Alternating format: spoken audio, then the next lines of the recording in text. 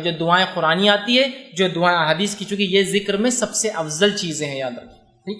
اسی طرح جو ہے نبی اکرم صلی اللہ علیہ وسلم نے کچھ مخصوص ذکر بتائے ہیں، میں پورے نہیں رکھوں گا، میں 3 ہی رکھوں گا چونکہ وقت نہیں تھا، لیکن بہت اہم 3 میں نے چن کے رکھے، اور جو اتنے آسان ہیں، اتنے عام ہیں، ہم ہمیشہ کر سکتے ہیں انشاءاللہ۔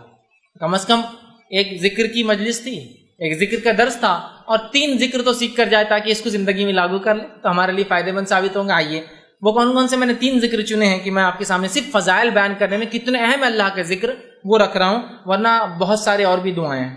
پہلا جو ہے نبی اکرم صلی اللہ علیہ وسلم فرماتے اور کہتے ہیں ذکر کے تعلق سے، اور اس کی اہمیت بتاتے ہیں، اور یہ جو ہے ترغیب و ترہیب میں جو ہے یہ روایت ملتی ہے جو کہ صحیح روایت ہے۔ آپ صلی اللہ علیہ وسلم فرمایا اور کہا اور فرمایا، اور حدیث کے الفاظ اس طرح سے فرمایا، آپ نے فرمایا، ارشاد فرمایا کہ جو شخص 10 مرتبہ ان کلمات کو پڑھے، کیا فرمایا؟ جو شخص ان کلمات کو 10 مرتبہ پڑھتا ہے، وہ کلمات کیا ہے؟ لا الہ الا اللہ وحدہ لا شریک لہ لہ الملک ولہ الحمد وہو علی کل شیء قدیر۔ کیا ہے؟ کون سے کلمات ہیں؟ بہت آسان ہے، اس کو عام زبان میں چوتھا کلمہ بولتے ہیں۔ اب یہ الگ بات ہے کہ لوگوں نے 1 سے 7 کلمے بنائے، کیسے بنائے نہیں پتا، لیکن بہرحال ایک عام سمجھ کے لیے بول رہا ہوں، ٹھیک ہے؟ اول کلمہ، دوم کلمہ، سوم کلمہ، چہارم کلمہ، پنجم، چارم ہے، ٹھیک۔ ہندوستان میں 7 کلمے، پہلے ہم جب سیکھتے تھے جب 5 سیکھے تھے ہم نے، لیکن ابھی نئے بچے 7 کلمے سیکھتے ہیں۔ بہرحال تو ان ترتیب میں اگر لیا جائے تو یہ چوتھے میں آتا ہے، لا الہ الا اللہ وحدہ لا شریک لہ لہ الملک ولہ الحمد وہو علی کل شیء قدیر۔ تو آپ فرماتے اور کہتے ہیں کہ آپ نے فرمایا کہ جو شخص اس کلمے کو 10 مرتبہ پڑھتا ہے، ٹھیک ہے، لا الہ الا اللہ وحدہ لا شریک لہ، کہ اللہ جو ہے لا الہ، اللہ کے سوا کوئی معبود برحق نہیں، وہ ایک ہے، اس کا کوئی شریک نہیں، ٹھیک ہے۔ اس کے الفاظ جو ہے لہ الملک ولہ الحمد، اسی کے لیے جو ہے تمام ملکیت ہے اور اسی کے لیے تمام تعریفیں ہیں، وہو علی کل شیء قدیر، اور وہ تمام چیزوں پر قادر ہے، ٹھیک ہے، ٹھیک ہے۔ یہ اس کا ترجمہ ہے۔ جو شخص اس کو 10 مرتبہ پڑھتا ہے دن میں، آپ سے فرماتے ہیں اس کا ثواب ایسے ہے گویا اس نے بنی اسماعیل میں سے 4 غلاموں کو آزاد کیا۔ اسماعیل علیہ السلام کی نسل میں سے کتنے لوگوں کو آزاد کیا؟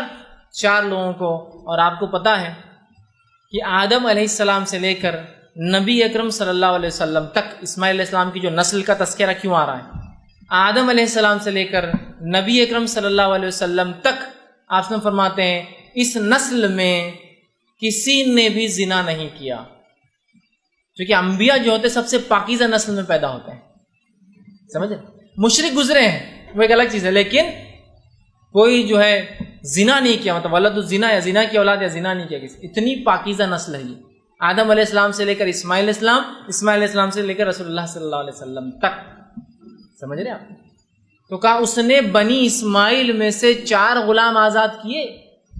غلام آزاد کرنا بہت اجر ثواب کام ہے۔ کیا کرنا ہے آپ کو؟ لا الہ الا اللہ وحدہ لا شریک لہ لہ الملک ولہ الحمد وہو علی کل شیء، 10 مرتبہ پڑھنا ہے دن۔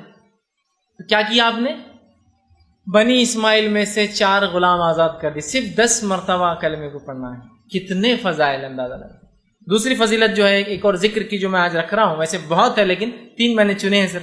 دوسری فضیلت والا ذکر ہے جو بہت آسان ہے، ہم سب کر سکتے ہیں، وہ یہ ہے جو کہ ترغیب و تہذیب، اسی میں جو یہ صحیح روایت ہے، بہت مشہور اور معروف روایت ہے کہ آپ صلی اللہ علیہ وسلم نے فرمایا جو شخص نماز کے بعد 33 مرتبہ الحمدللہ، 33 مرتبہ سبحان اللہ، 33 مرتبہ اللہ اکبر کہتا ہے اور آخر میں یہ کہتا ہے لا الہ الا اللہ وحدہ لا شریک لہ لہ الملک ولہ الحمد وہو علی کل شیء قدیر، وہی جو میں نے اس سے پہلے رکھا۔ تو 33 بار جو ہے اس شخص نے جو ہے الحمدللہ کہا، 33 بار سبحان اللہ کہا، 33 بار اللہ اکبر کہا، اور اس کے آخر میں یہ کہا، چونکہ 33 اور 33 ہو گئے 99 اور آخر میں 100 کی گنتی پوری کر دی، یہ کہہ کر کہ لا الہ الا اللہ وحدہ لا شریک لہ لہ الملک ولہ الحمد وہو علی کل شیء قدیر۔ تو آپ فرماتے اور کہتے ہیں جب یہ کہتا ہے تو آپ فرماتے ہیں کہ جو ہے اس کا فائدہ یہ ہے تو اس کے سارے گناہ معاف کر دیے جاتے ہیں، گویا اگر اس کے گناہ سمندر کے جھاگ کے برابر بھی ہو تو۔ ایک روایت نے فرمایا یہ پڑھنا غلام آزاد کرنے سے زیادہ بہتر ہے، ایک روایت فرمایا اس کے پڑھنے سے 10 نیکیاں ہر اس پہ ملتے ہیں، مطلب اس کو 1000 نیکیاں ملتی، 100 بار پڑھا نا، 100 پڑھنے پہ اس کو 1000، 10 ہر اس پہ 10 تو 1000 نیکیاں ملتی ہے، 1000 گناہ معاف کر دیے جاتے ہیں۔ یہ فضائل اتنا آسان ہے نا کہ سارے گناہ حتیٰ کہ سمندر کے جھاگ کے برابر گناہ ہو، کتنے کثرت سے سب معاف کر دیا جاتے، صرف ہر نماز کے بعد 33 مرتبہ 33 مرتبہ 33 مرتبہ الحمدللہ سبحان اللہ الحمدللہ اور اللہ اکبر کہہ دے، اس کے سارے گناہ معاف. اور یہ گناہ صغیرہ ہوتے ہیں، یاد رکھیں، کبیرہ کے لیے توبہ ضروری ہوتی ہے. کتنے فضائل ہیں. تیسری چیز جو میں نے جو بہرحال آج کے لیے چنی ہے وہ یہ ہے، اور بہرحال ایک اور ہے، 4 میں نے وہ کیے. تیسری چیز جو چنی ہے وہ بھی بڑی آسان ہے، بہت آسانی سے ہم کر سکتے ہیں اور سب کو یاد ہے. آپ صلی اللہ علیہ وسلم فرماتے ہیں اور کہتے ہیں، یہ حدیث جو ہے ترغیب و تہذیب کی، آپ نے فرمایا اور کہا، جو شخص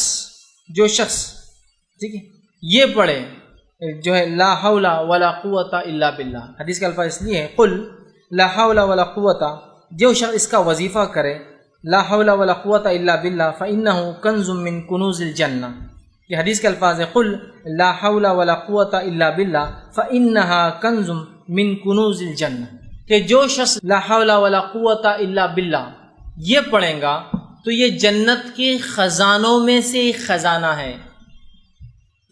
جنت کے خزانوں میں سے خزانہ، اس کا معنی کیا ہوتا ہے؟ لا حول، نہ ہم میں صلاحیت ہے، نہ ہم میں سمجھ ہے، ولا قوت، نہ ہم میں کوئی چیز کرنے کی طاقت، الا باللہ، سوائے اس کے کہ اللہ ہر چیز پر قادر ہے، اس کی مشیت سے یہ تمام کام ہوتے ہیں. آپ نے فرمایا اس کا وظیفہ کرو، اس لیے کہ جنت کے خزانوں میں سے ایک ڈھکا ہوا چھپا ہوا خزانہ ہے. لا حول ولا قوت الا باللہ، اتنا ہی پڑھنا ہے، کبھی بھی آپ پڑھ سکتے ہیں، عام ہے.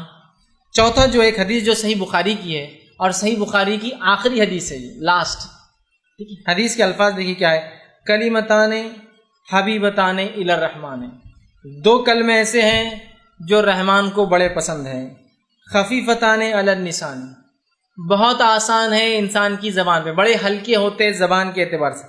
ثقیلتان فی المیزان، لیکن بہت وزنی بھاری ہوں گے روز قیامت میزان کے اندر. سبحان اللہ وبحمدہ وسبحان اللہ العظیم. 2 کلمے ایسے ہیں جو رحمان کو بڑے پسند ہے، ہونٹوں پر بڑے ہلکے ہیں، میزان میں بڑے بھاری ہے. سبحان اللہ وبحمدہ وسبحان اللہ العظیم. 2 ہی کلمے، کس کو یاد نہیں؟ سب کو یاد ہے، بس اٹھتے بیٹھتے سوتے جاگتے جب یاد آئے سبحان اللہ وبحمدہ وسبحان اللہ العظیم پڑھ دیجیے، ہوگے. سمجھ رہے آپ؟ تو یہ بڑی اہمیت کی حامل ہے، اور کتنے فضائل ان کے دیکھیے آپ بتائے جا رہے ہیں ان کے پڑھنے کے بارے میں. اور یہ بہت آسان عمل ہے، یاد رکھیں ٹھیک. تو ہم اللہ کے ذکر کے معاملے میں بہت محتاط رہیں.